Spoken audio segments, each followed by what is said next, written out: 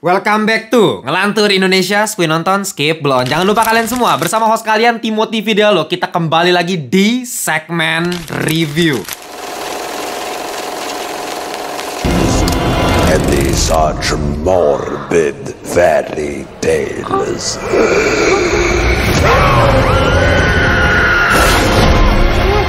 George!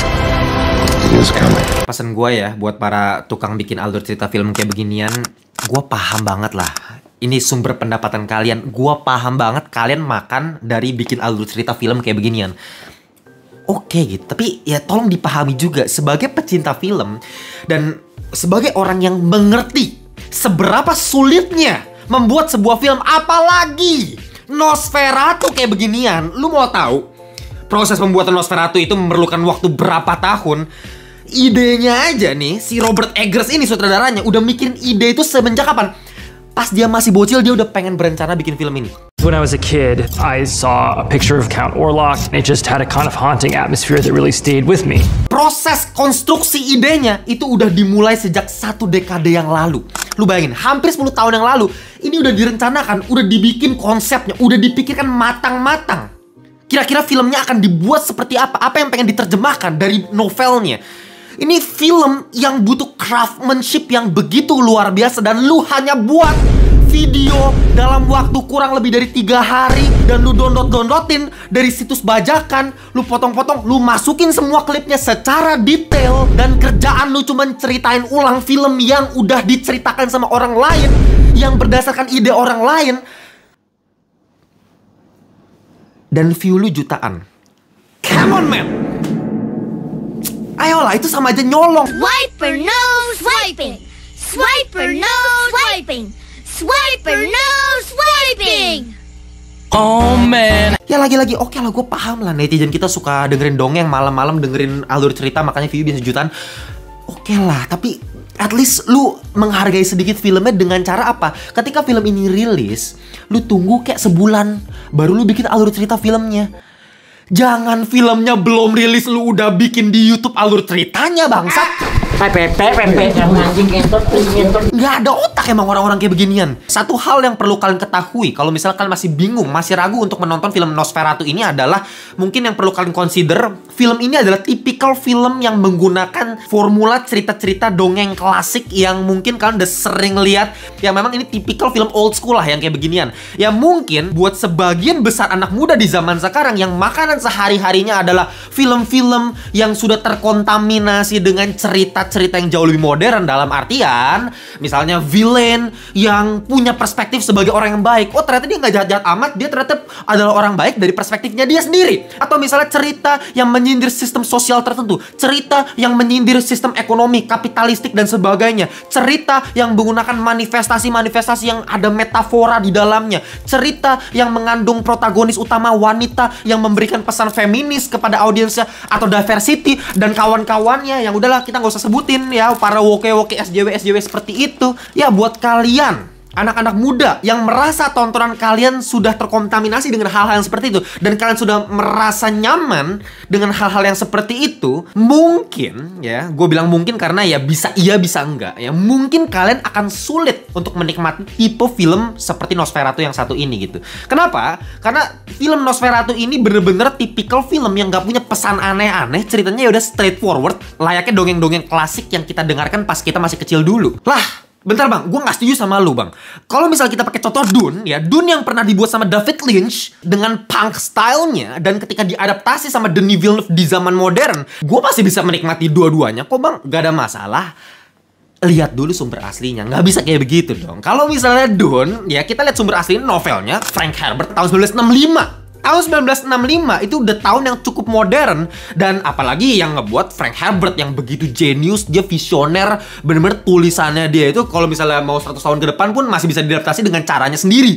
Ya, itu adalah penulis jenius. Frank Herbert. Kita nggak bisa compare sama ya film Nosferatu ini yang diadaptasi dari novelnya Bram Stoker ya. Judulnya itu Dracula tahun 1897. Jadi terpaut jauh sekali waktunya dengan si Frank Herbert ketika dia bikin novel Dune. Jadi lu nggak bisa compare sama sekali, apalagi secara genre itu berbeda jauh. Ya cerita Dracula atau Nosferatu ini adalah mengenai romance fantasi ya. Lu bayangin udah 1897, genrenya romance fantasi. Ya lu nggak bisa expect lu akan mendapatkan film-film seperti karya Robert Eggers sebelumnya. Kalau misalkan udah pernah nonton filmnya Robert Eggers sebelumnya ya, The Witch misalnya 2015, atau misalnya The Lighthouse film A24 tuh 2019. Itu film-film horor yang begitu luar biasa, dan harus gue akuin ini kesalahan utama gue ketika menonton film ini yang harusnya kalian nggak patut untuk tiru gitu.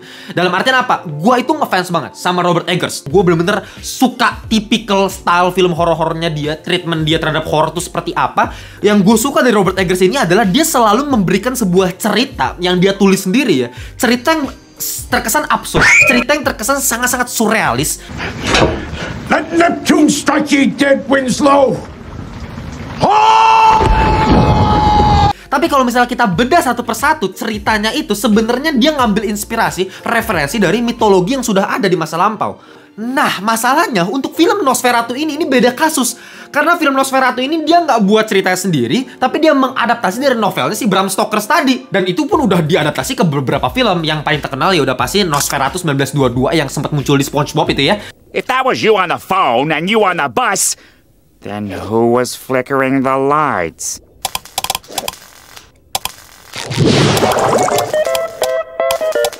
Nosferatu. Dan yang kedua yang paling terkenal adalah filmnya Francis Ford Coppola tahun 1992 atau judulnya Dracula. Makanya first impression pertama gue ketika nonton film ini adalah ini bukan film yang gue mau dari seorang Robert Eggers. Itu aja. Ini dari gue pribadi ya, karena lagi-lagi ya ini ngomongin subjektivitas tadi. Karena gue suka kalau Robert Eggers itu bikin cerita yang surrealis. Menurut gue itu potensi terbesarnya dia, itu kekuatan utamanya dia yang gak dipunya sama sutradara lain. Ya, film ini berlatar di Jerman, tepatnya di kota Wisberg pada abad 19 awal, yang menceritakan seorang suami bernama Thomas Hatter yang ditugaskan untuk mengurusi dokumen di tempat kediamannya Count Orlok. Karena si Count Orlok ini pengen ngebeli sebuah properti di wilayah kota Wisberg ini. Dan membagongkannya saudara-saudara, ternyata ini semua hanyalah penipuan belaka. Ini semua hanyalah tipu muslihat dari seorang Count Orlok, yang dimana ini hanyalah bagian dalam rencananya si Count Orlok yang sange ya, yang kebelet mantap-mantap sama si Ellen ya, wanita bernama Ellen, yang ternyata Ellen ini adalah istrinya si Thomas tadi, Thomas Hatter. Dan pada akhirnya Ellen ini harus melakukan sebuah pengorbanan demi menyelamatkan kota Wisberg yang terkena wabah tikus yang didatangkan sama si Nosferatu ini. Kenapa dia datengin wabah tikus ini? Demi mantap-mantap sama si Ellen tadi. Luar biasa. Jadi memang sangat-sangat sange nih ya si Orlok ini. Oh yes, Daddy. Nah, inilah yang gue maksud dengan cerita old school tadi, yang kemungkinan besar akan sulit untuk dinikmati oleh anak-anak muda zaman sekarang. Yang dimana ada karakter yang super duper jahat, pure evil, yang pengen menghancurkan satu kota. Karena apa? Karena bucin. Nah, emang gak masuk akal, tapi memang hal-hal naif seperti ini kan yang menjadi ciri khas dari cerita-cerita klasik zaman dulu. Nah, tapi ada satu hal menarik nih yang gue temukan yang menjadi pembeda utama film Nosferatu yang sekarang ini dibandingkan cerita klasiknya dulu. At least yang gue tonton dari Bram Stoker's Dracula-nya Francis Ford Coppola yang tahun 1992. Nah, di cerita yang dulu itu, motivasi dari si bucin Dracula yang nafsu sama si cewek ini adalah karena si cewek ini adalah reinkarnasi dari permaisurinya dulu. Jadi si Dracula ini diceritakan adalah seorang raja yang punya istri, ratu gitu. Yang kalau misalnya di cerita aslinya dulu namanya Ratu Elizabeth, dan dia punya suami namanya Vlad the Impaler, ini si Draculanya. Dan gue yakin kalian akan langsung konslet otaknya ketika gue ngomong kayak gini. Kalian akan bingung, Bang, tadi kan sebelum lu bilang Ellen, terus kenapa jadi Ratu Elizabeth? Tadi lu bilang Nosferatu, kenapa tiba-tiba jadi Vlad the Impaler? Oke, untuk memperjelas, saya harus jelaskan konteksnya dulu. Jadi, Nosferatu tahun 1922 adalah sebuah film adaptasi dari novelnya Bram Stoker's Dracula. Nah, kenapa namanya dirubah? Harusnya kan Dracula jadi Nosferatu gitu kan. Harusnya Elizabeth jadi si Ellen. Kenapa? Karena memang ini adaptasi. Dan kalau kalian nggak tahu ya, sebenarnya film Nosferatu 1922 ini hampir dimusnahkan seluruh kopinya. Karena istri dari sang penulis novel Bram Stoker's tadi itu nggak terima. Karena nggak license, ternyata si Nosferatu 1922 ini nggak license nih. Dia bikin film ya udah sembarangan, dia ngambil ide dari Bram Stoker's tapi nggak izin dan sebagainya, nggak ada license gitu. Makanya hampir dimusnahkan semua dan terjadilah ini dua cerita film yang identik ini sama, cuman namanya beda-beda. Nah, kalau film Nosferatu ini gua nggak tahu ya, berarti dia ngambil inspirasi dari film Nosferatu 1922 karena ya dari judulnya dan dari looks-nya lebih mirip ke Nosferatu yang 1922 gitu ya. Dan karakter pun Ellen sama Thomas sama persis sama yang film 1922-nya gitu. Paham? Ya, sorry ya, emang agak pusing sedikit ya. Perlu kita rangkai dulu ini konstruksi gimana film ini bisa terbentuk. Nah, bedanya versinya Robert Eggers ini ada satu interpretasi dari si Robert Eggers ini dalam menerjemahkan novelnya si Bram Stoker tadi, di mana dia melihat ada kata loneliness yang mungkin sebenarnya di film Nosferatu 1922 tuh ada, cuman nggak ter-highlight. Nah, ini dijadikan tema besar utama yang gue ini balik lagi ya, yang gue dapetin ketika gue nonton film kemarin ya. Yang gue dapetin adalah kayak Robert Eggers ini pengen meng-highlight tema loneliness ini sehingga bisa relevan untuk penonton di zaman sekarang. Kalau misalkan lihat shot pertama dari film Nosferatu 2024 ini, ya itu shot ketika si Ellen ini lagi berdoa minta seseorang supaya bisa nemenin dia karena dia begitu kesepian. Taunya yang datang malah si Count Orlok ini. Come to me. Hear my call. Come to me. Dan si Count Orlok ini menyuruh si Ellen ini untuk bersumpah supaya setia sama si Count Orlok. Itu adalah premis utama dari ceritanya. Dan sedangkan ketika ada time skip, ternyata si Ellen ini dapat suami, si Thomas. Dia udah nggak sendirian lagi, dia udah punya seorang suami. Nah, disinilah konflik filmnya mulai berjalan, dimana rencananya Nosferatu untuk memecah belah dan sebagainya lah. Dan kalau kalian perhatiin ya, tema besar loneliness ini benar-benar di-highlight, di-explore sedemikian rupa sama Robert Eggers. Mulai dari acting, kita bahas acting dulu. Acting dari Lily Rose Depp, lu bayangin Lily Rose Depp yang, lu tau lah, actingnya di film-film sebelumnya kayak gimana. Banyak yang bilang ini anak ini bener-bener overrated mampus, dalam artian dia nggak layak jadi aktris karena dia cuman anak nepotisme belaka, dia cuman anak dari Johnny Depp. Tapi gue yakin semua orang yang udah mengkritik Lily Rose Depp sebagai anak nepotisme tadi, ketika menonton film Nosferatu ini semua akan bakal kicep. Karena secara mengejutkan, actingnya bagus banget. Bahkan gue sendiri pun cukup terkejut sama Lily Rose Depp di sini. Gila, acting kesurupannya dia, gua udah lama banget nggak ngelihat ada kesurupan se-creepy ini, semenyeramkan ini. Terakhir gua nonton itu di film Prancis, Possession 1981.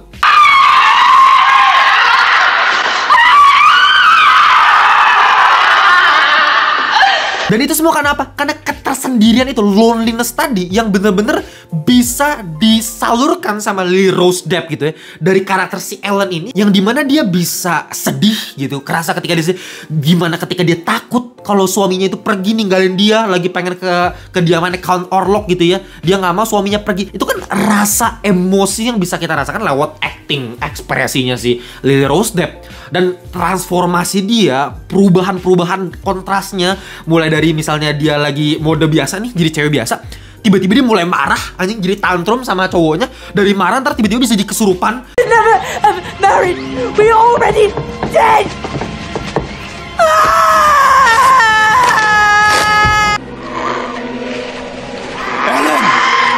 Bener-bener nggak dibuat-buat. Jadi getaran tubuhnya itu sangat-sangat natural. Bener-bener gue bisa ngerasain ada sesuatu, ada entitas yang masuk ke tubuhnya si Ellen ini, yang dimana itu mengambil alih saraf otaknya. Sehingga ketika saraf otak itu diambil alih, itu yang terjadi ketika lu kena penyakit Parkinson atau stroke dan sebagainya. Saraf otak kena, bergetarnya itu bener-bener ya seperti itu gitu.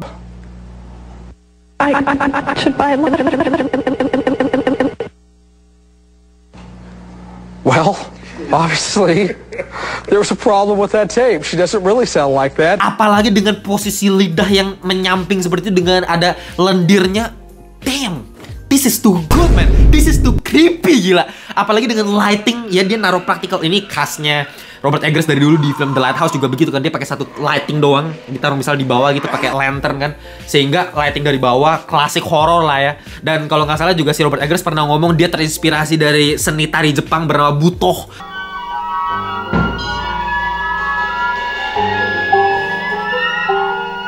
Dan tentunya tema besar loneliness ini juga ditekankan lewat production design-nya yang gila banget, bener-bener believable. Kita percaya ini kastil bener-bener ada. Ya, atmosfernya begitu mencekam ya. Tempat si Orlok, kediamannya si Orlok ini, dari ruangan ke ruangannya, dari setiap ruas jalannya. Bahkan scene ikonik dari Nosferatu 1922, di mana Nosferatu sering diperlihatkan lewat bayangan dari tembok gitu ya. Itu bener-bener dibikin lebih advance lagi, di mana Gua nggak tahu ya, itu drone shot beneran dari atas kota atau ya feeling gua itu pasti pakai miniatur. Kayaknya sih miniatur. Bayangan tangannya si Orlok ini menyelimuti satu kota, itu anjing ngeri banget, itu keren banget. Dan ada satu hal juga nih yang langsung merangsang mata gue ketika gue menonton ini pertama kali, yaitu coloringnya, warnanya. Ya, menariknya ketika gue nonton film ini, gue ngerasa awalnya gue pikir ya ini akan seperti film-filmnya si Robert Eggers sebelumnya yang lebih ke temanya itu desaturated gitu. Jadi saturasi benar-benar diturunkan, kayak misalnya di film The Witch gitu kan, ya itu saturasi benar-benar diturunin sampai hampir kayak monokromatik gitu, hitam putih. Ya, kalau misalnya The Lighthouse itu benar-benar hitam putih lah ibaratnya. Nah, tapi di film ini, ketika gue perhatikan lebih lanjut, kayaknya ini bukan sekedar saturasi diturunin. Karena ketika gue ngeliat setiap framenya, itu kayak cenderung satu tone doang, warna itu satu warna doang. Jadi kebiruan aja gitu. Ternyata DOP dari film ini menggunakan teknik short pass filter, di mana ini adalah sebuah teknik dalam ngeblokir warna dengan gelombang yang lebih panjang. Contoh kayak merah, kuning, orange itu warna-warna dengan gelombang yang lebih panjang. Sedangkan warna-warna yang gelombangnya pendek itu akan bisa penetrasi, kayak misalnya biru, ultraviolet, ungu dan sebagainya. Makanya pantas aja kalau kalian nonton film ini ya bener-bener kayak monokromatik tapi nggak hitam putih, tapi warnanya lebih cenderung ke arah biru karena dia pakai teknik itu. Sehingga secara atmosfer ini bener-bener dingin banget, nggak ada kehangatan sama sekali dari film Nosferatu ini, kecuali shot terakhir dari film ini, ending scene-nya, kalian bisa ngelihat ini ya, satu-satunya pewarnaan yang warm yang terjadi di film ini adalah ya ini, ending shot-nya. Ya kecuali scene-scene-nya kebakar api dan sebagainya ya, yang dimana kalau misalkan gak setuju sama gue dari tadi, bang, menurut gue Nosferatu bosen lah, boring atau ya terserah, gue nggak masalah. Tapi satu hal yang lu nggak bakal bisa debat gue, itu final shot-nya. Final shot-nya, this is $1 billion scene, man. Kalau kalian pernah tahu lukisan Death and the Maiden karya Egon Schiele tahun 1915, ini persis sama. Tapi bedanya kontrasnya ditingkatkan lagi sama si Robert Eggers, di mana si Maidennya alias si Ellen di scene ini itu dibikin jauh lebih lembut, jauh lebih bersih gitu ya. Lu bisa lihat mukanya itu bener-bener kinclong banget, gak ada noda sama sekali. Jadi kayak dia menyimbolkan keindahan di satu sisi, dan di atasnya lu bisa lihat si Count Orlok yang udah mati terkena sengatan sinar matahari itu bener-bener kering, kurus, tajam, berbanding terbalik dengan sosok si Ellen. Jadi dari satu shot ini aja itu udah langsung menggambarkan cerita dari film ini. Ada dua pihak, yang satu dead, yang satu maiden, tapi mereka dipersatukan lewat cinta. Dan ada satu detail kecil yang sangat-sangat menarik perhatian gua, yang dimana scene terakhirnya ini, jadi kalau kalian nggak tahu ya, ending scene dari film ini adalah si Nosferatu ini dipaksa untuk ngisep si Ellen terus-menerus sampai ayam berkokok, yang tandanya matahari udah bangkit kembali dan otomatis Dracula ini akan mati kena sengatan sinar matahari. Kalian semua tahulah kelemahan Dracula itu apa. Tapi menariknya yang gue temukan di sini adalah ketika si Count Orlok ini ngisep untuk terakhir kalinya, jadi si Ellen itu ngomong gitu ya, kayak isep sekali lagi ya, one more time gitu. Terus si Draculanya, si Count Orlok ini ngisep lagi dan isep itu di tete. Ngisepnya di tete. Dan ini menarik, biasa kan Dracula itu ngisepnya di leher, ini di tete. Dan itu memberikan layer sensualitas terhadap karakter si Orlok ini. Dan inilah jeniusnya si Robert Eggers dalam menerjemahkan novelnya si Bram Stoker.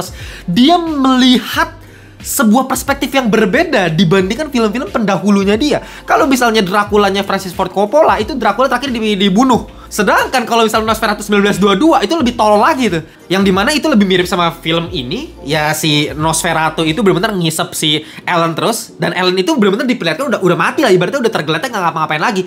Nah, ketika matahari itu udah bangkit kembali, itu ayam udah berkokok. Nah, si Nosferatu dengan muka tololnya baru nyadar gitu, kayak orang tolol, ngerti gak sih? Ibarat kayak gue langsung nginget dulu pas gue lagi datang ke sekolah, terus gue lupa bawa PR. Nah, itu mukanya sama persis tuh, sama si Nosferatu tahun 1922 tuh. Anjing! Muka tolol, bangsat. Udah pagi aja anjing. Terus habis itu dengan tololnya dia lari mendekati jendela dan langsung menghilang lah kena matahari.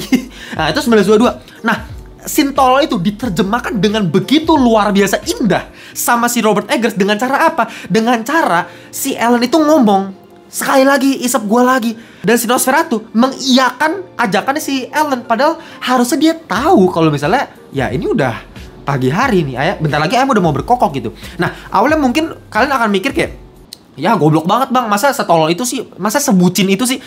kalian nggak dapet intinya berarti. Kalau kalian ngerasa kalau misalnya si Orlok ini cuman karena terbucin, kalian nggak ngerti inti dari film ini.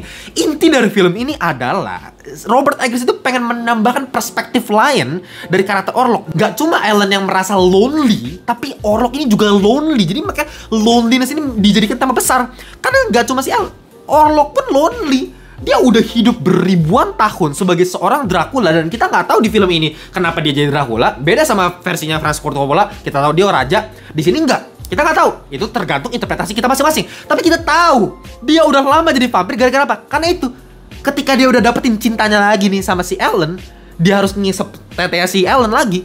Disuruh, meskipun dia tahu nih ini akhir hidupnya dia lakuin lagi. Dan akhirnya dia mati. Mati dengan cara apa? Dia menemukan kembali rasa cinta yang udah lama dia gak temukan.